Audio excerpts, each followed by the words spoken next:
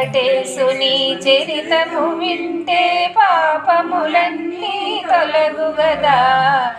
ఏడు కొండలు ఎక్కినంతనే మనసే పరవశముందు గదా.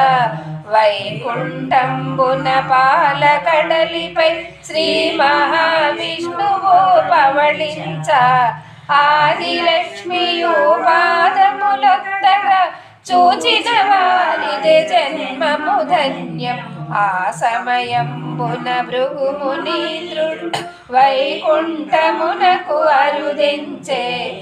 ఆసనమిచ్చి ఆదరించలేదని కోపము చెంది కాలాదన్నెను.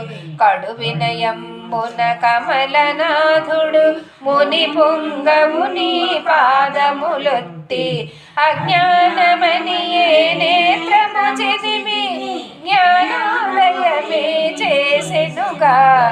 అది చూసిన శ్రీ మహాలక్ష్మి అతి కోపంబుగా చింతించి వైకుంఠంబును వీడి వెంటనే భూలోకంబుకు అరుదించే. కొండలు కోనలు పర్వతంబులు సముద్రాలన్నీ దాటుచు పచ్చదనాల శోభలు ఉన్న గోదావరి తీరమే చేరెనుగా. పవిత్రమైన గోదావరి యందు కొల్హాపురమను స్థలములో పర్ణశాల నిర్మాణము చేసి ధ్యానముద్రలో నిలిచెను తల్లి.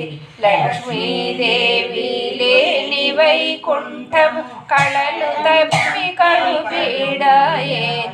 రమాదేవిని తలచుచు స్వామి పరిమరి విగముల శోకించే. సతిని వెదకుచు నారాయణుడు పుడమికి చేరెను దుఃఖముతో. ఎంతవారైనా కాంతదాసులేనని నిజమును తెలిపెను మాధవుడే. నా హృదయేశ్వరి లక్ష్మీదేవిని ఒక పరి మీరు చూసారాయని. చెట్టు పుట్టల నడుముతు స్వామి శేషాద్రీసుని చేరెనుగా. అలసి సొలసి ఆదమరచి నిద్రాహారము మై మరచి పుట్టని గూటిగా చేసుకొని పరితపించెను.